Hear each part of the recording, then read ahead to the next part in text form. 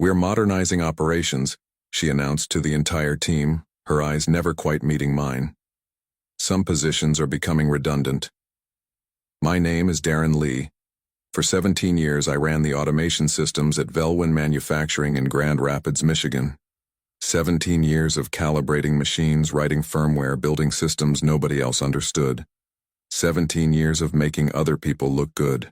"The transition will be immediate," Jessica continued, her voice carrying across our morning huddle. The factory floor hummed behind us, a sound I knew better than my own heartbeat. "We've contracted with Nexora Labs for our systems management going forward." I stood there, arms crossed, as 35 faces turned toward me. Not with sympathy, just curiosity, wanting to see how the old guy would take it. I nodded once and went back to my station, began unplugging my laptop, emptying my drawer of the coffee mug my daughter made me in 3rd grade, the spare reading glasses, the notebook filled with handwritten code sequences. The factory had changed management 3 times since I started. This was the first time they'd decided I wasn't necessary. No yelling, no arguing. I'd watched it happen to others over the years. Men who fought back and still ended up gone, just with less dignity. I wasn't going to give Jessica the satisfaction. She approached as I was packing the last of my things into a cardboard box. "Your severance package is generous," she said, sliding a folder across my desk. 2 months, plus your accrued vacation time." "Generous," I repeated.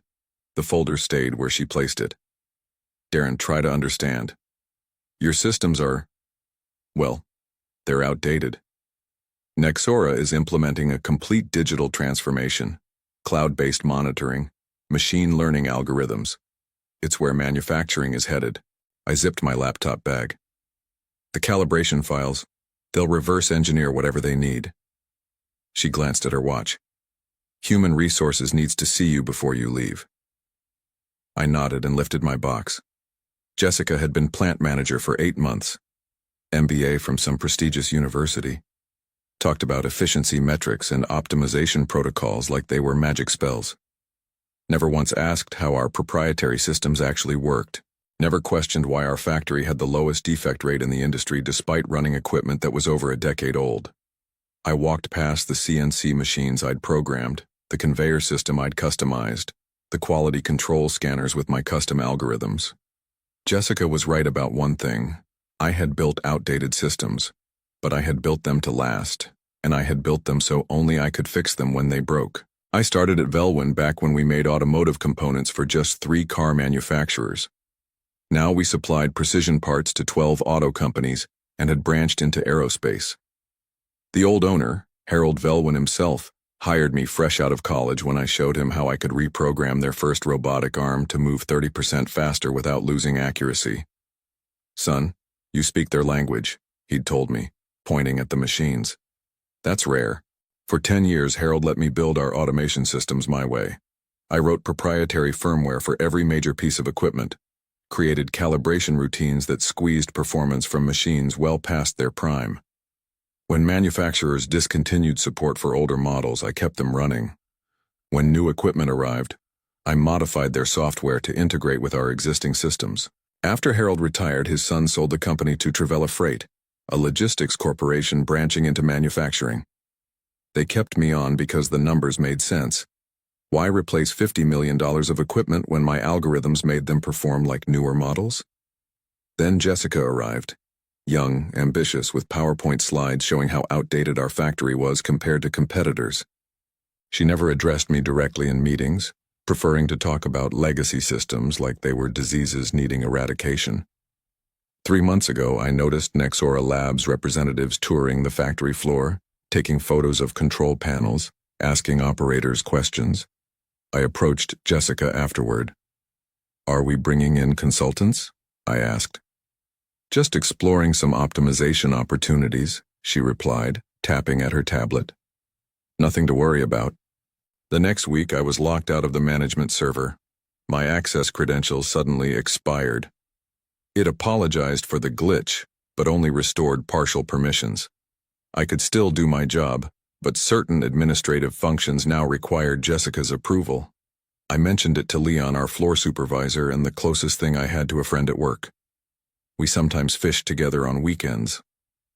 Politics, he muttered. New manager needs to make her mark. Just keep your head down. That night, I backed up all my calibration files and code repositories onto my personal laptop. Not company property, my intellectual work. The systems would run fine without them, until they didn't. Until a machine drifted from tolerance or a sensor needed recalibration.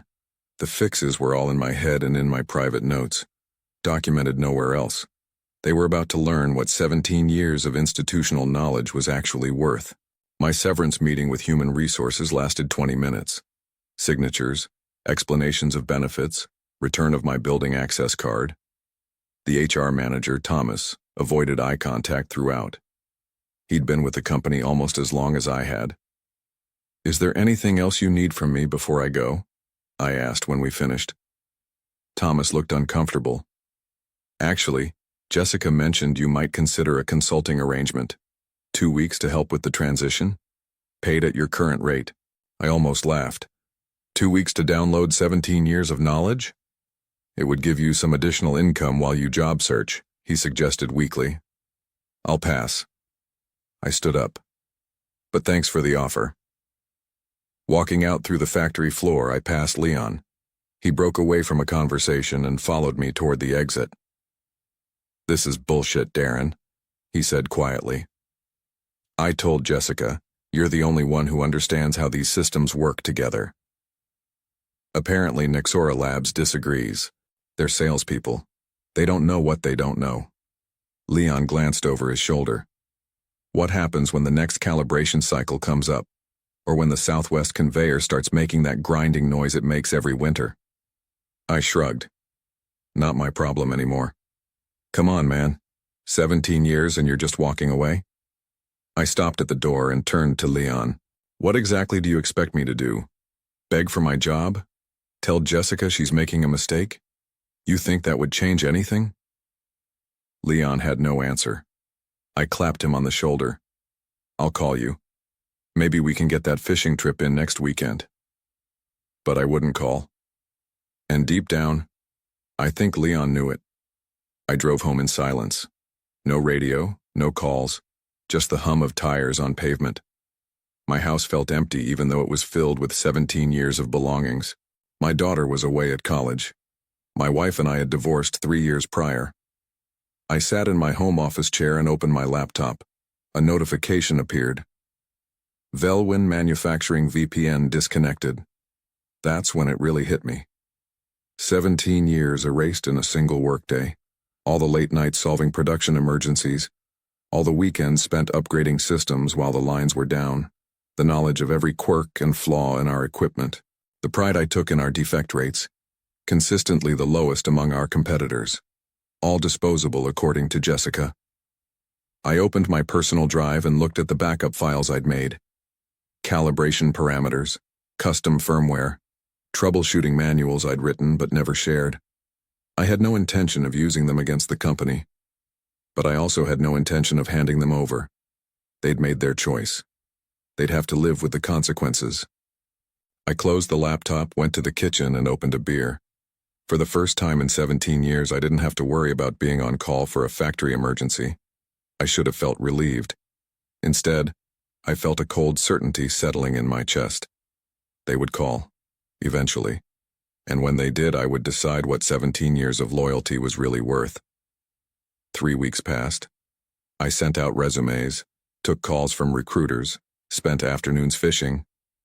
The severance checks arrived on schedule. I updated my LinkedIn profile and received condolences from former colleagues at other companies. No one from Velwin reached out, not even Leon. Until my phone rang on a Thursday afternoon, 6 weeks after my departure. Darren, it's Jessica Barnes from Velwin Manufacturing. I let the silence stretch a beat too long. Hello, Jessica. I hope you're doing well. Her voice had lost some of its confidence. Listen, we're experiencing some issues with the Southwestern conveyor line and our team is having trouble diagnosing the problem. I was wondering if you might be available for a quick consultation. What kind of issues? Random stoppages, error codes that don't match any documentation. Production is down about 20% on that line.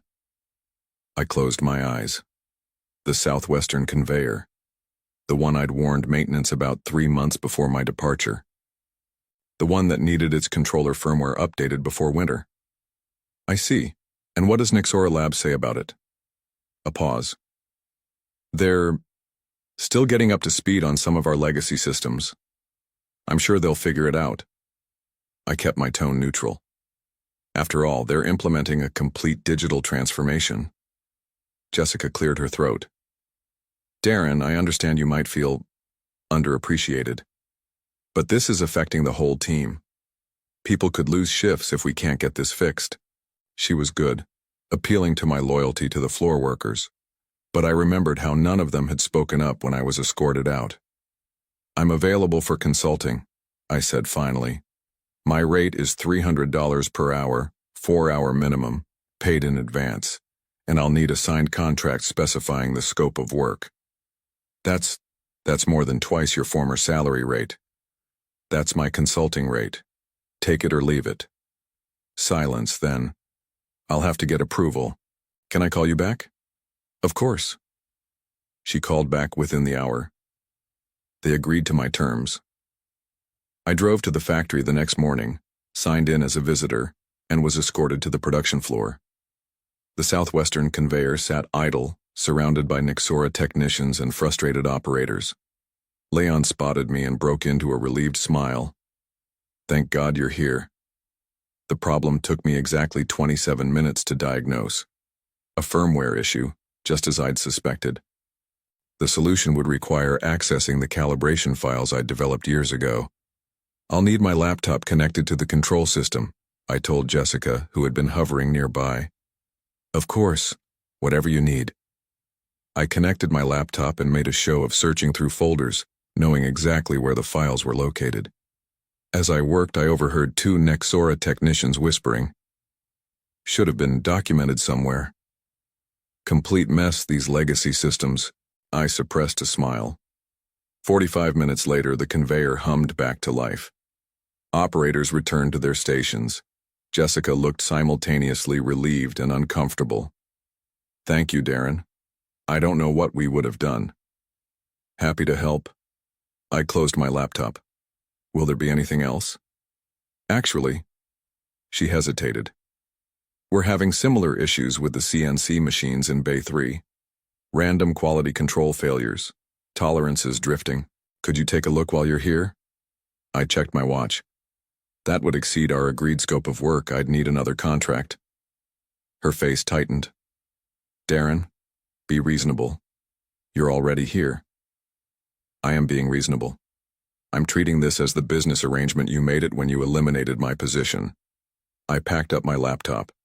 Email me if you want to set up another consultation. As I walked away, Leon fell into step beside me. It's not just the CNC machines, he said quietly. Everything's starting to fail.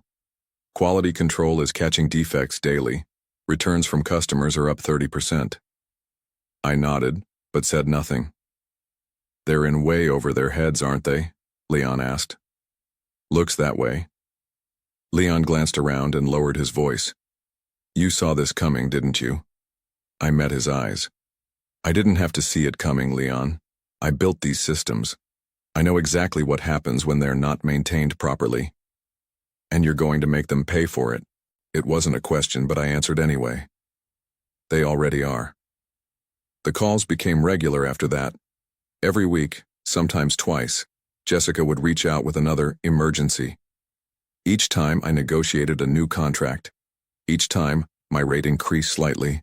Each time I fixed only the specific issue they hired me to address. 2 months after my departure, I received a different call. Mr. Lee, this is Andrew Keyes, Vice President of Operations at Travella Freight. I sat up straighter in my chair. Good afternoon, Mr. Keyes. I'll get straight to the point. Our Grand Rapids facility is experiencing unprecedented quality control issues. Warranty claims have tripled. We've lost 2 aerospace contracts due to precision concerns. Jessica Barnes has informed me that you've been providing consulting services for specific technical problems. That's correct. I'd like to discuss a more comprehensive arrangement. I remained silent, waiting. We'd like to bring you back as a contractor, 6 months, full-time, to resolve our current issues and properly document your knowledge of our systems. I see. I leaned back in my chair. And what happened to Nexora Labs? A pause. We're re-evaluating that relationship. Translation: they were being shown the door. I allowed myself a small moment of satisfaction before responding. I appreciate the offer, Mr. Keys, but I'm currently in discussions with several other companies. My availability is limited. Name your price, he said bluntly. I named a figure that was 3 times my former salary. Keys didn't even hesitate. Fine, I'll have contracts drawn up today. 2 days later, I walked back into Velwyn Manufacturing as a contractor. Jessica was nowhere to be seen. Leon informed me she'd been reassigned to another Trivella facility. As I reconnected my laptop to the main control systems, I discovered the extent of the damage. Nexora's attempts to reverse engineer my calibration procedures had corrupted key firmware. Their machine learning algorithms had drifted tolerances so far out of spec that nearly 30% of parts were failing final quality checks. But the most revealing discovery came when I accessed the management server. There, in a folder marked Strategic Plans, I found Jessica's original proposal to Trivella executives. It detailed how replacing me with Nexora Labs would save the company over $200,000 annually. It projected a temporary 3% increase in defect rates during transition, deemed acceptable for the cost savings. Jessica hadn't just eliminated my position to Modernize. She'd sacrificed quality for cost-cutting, gambling that the systems I'd built were simple enough for anyone to maintain. She'd never bothered to understand what I actually did. I called Leon into my office and showed him the document. He whistled low. She was gunning for you from day one. Not just me, I replied. Quality, precision, everything this factory built its reputation on. So what's your plan? Fix everything and walk away again? I looked at him. No, I'm going to fix their systems. Then I'm going to make sure this never happens again. How? I smiled slightly. By making myself irreplaceable in a whole new way. That night I began designing a new factory management system. One that integrated all our existing equipment but with proper documentation, proper fail-safes, proper transparency. One that would show executives exactly what they were getting for their money. And one that would require my ongoing consultation to maintain, at my new contractor rates. They'd tried to replace me with algorithms. Now I would show them what 17 years of human experience was really worth. Over the next month, I methodically repaired every system in the factory. I started with the most critical production lines, the aerospace components, the high-precision automotive parts. I restored original calibration settings from my personal backups, updated firmware, and ran full diagnostics on every piece of equipment. Defect rates dropped immediately. Production speeds increased. The factory floor began to hum with its old efficiency. But I didn't stop there. Each night I continued building my new management system. I called it Veltech, officially for Velwyn Electronic Tracking and Equipment Calibration. Unofficially, it was my insurance policy. I arranged a meeting with Andrew Keys and the remaining management team 4 weeks into my contract. The immediate crises have been resolved, I began, standing before their conference table with my laptop connected to the projector.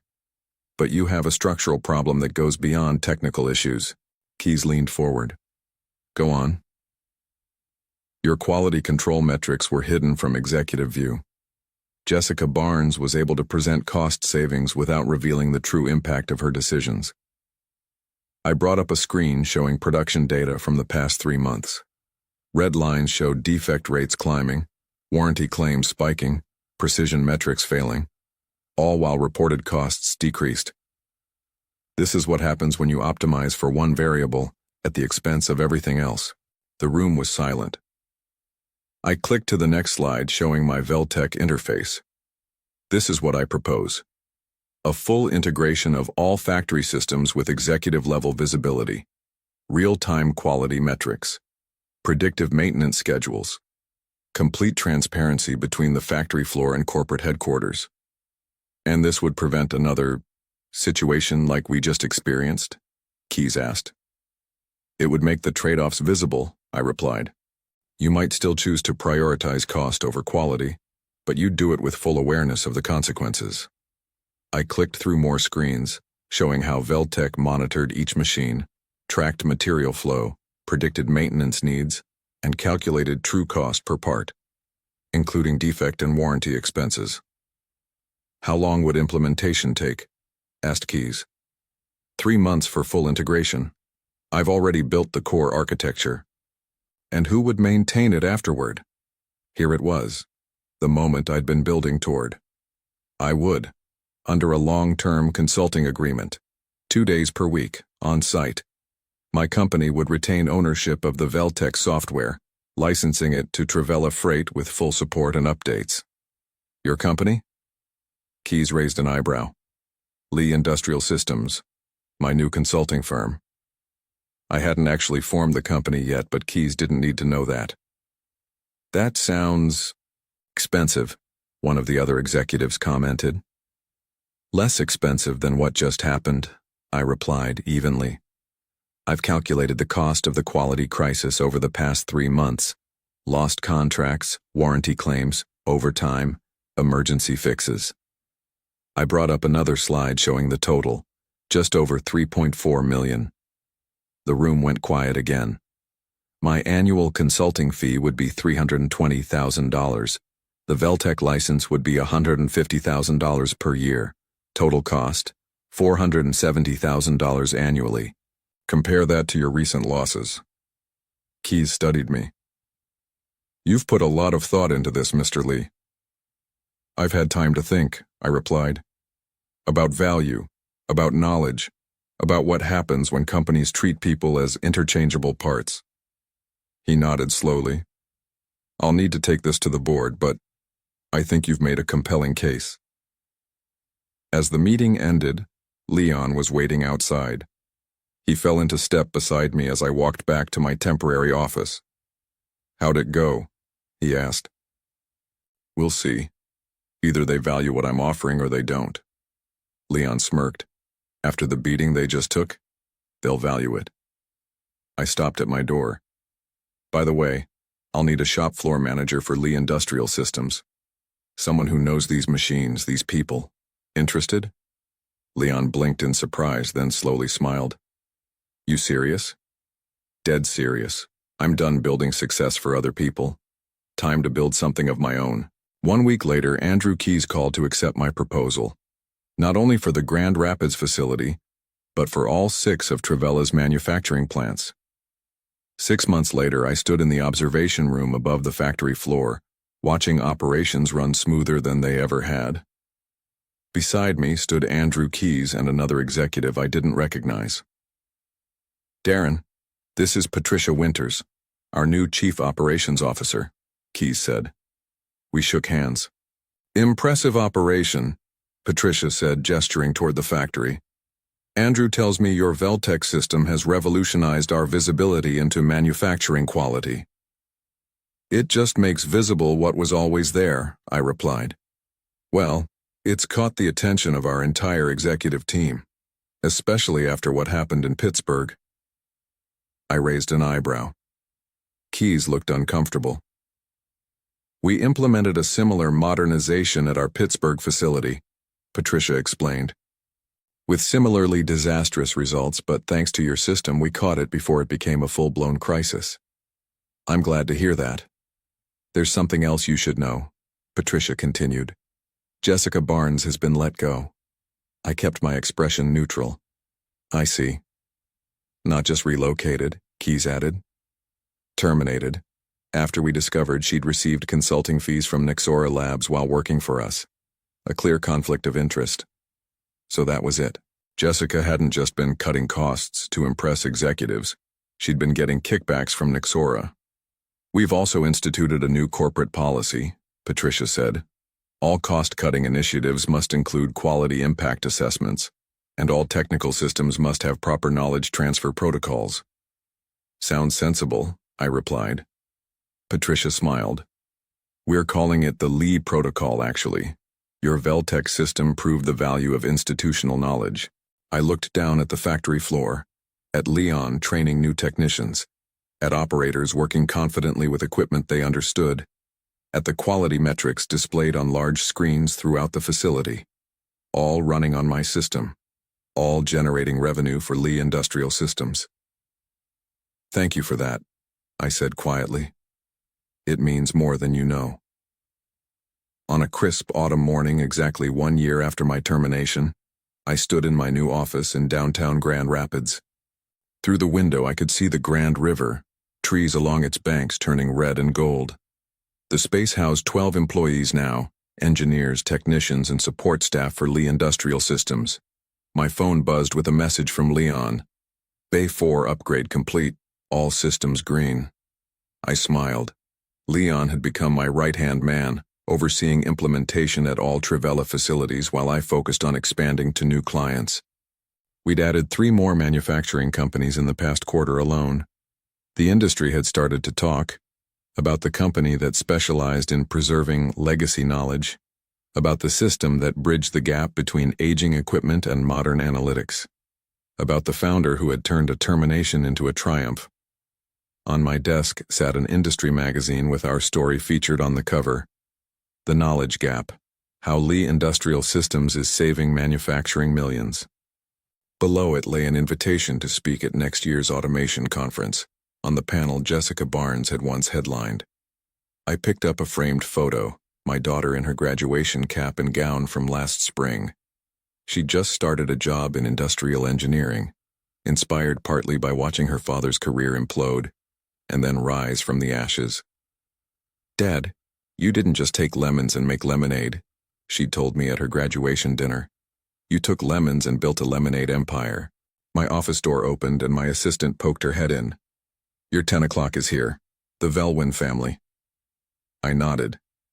Harold Velwin, long retired, had reached out about buying back his old company from Trivella. He wanted my advice on modernizing while preserving quality. I straightened my tie and walked to the conference room, no longer an employee but a trusted advisor, no longer disposable but essential. Sometimes the best revenge isn't just proving them wrong, it's becoming something they never imagined you could be.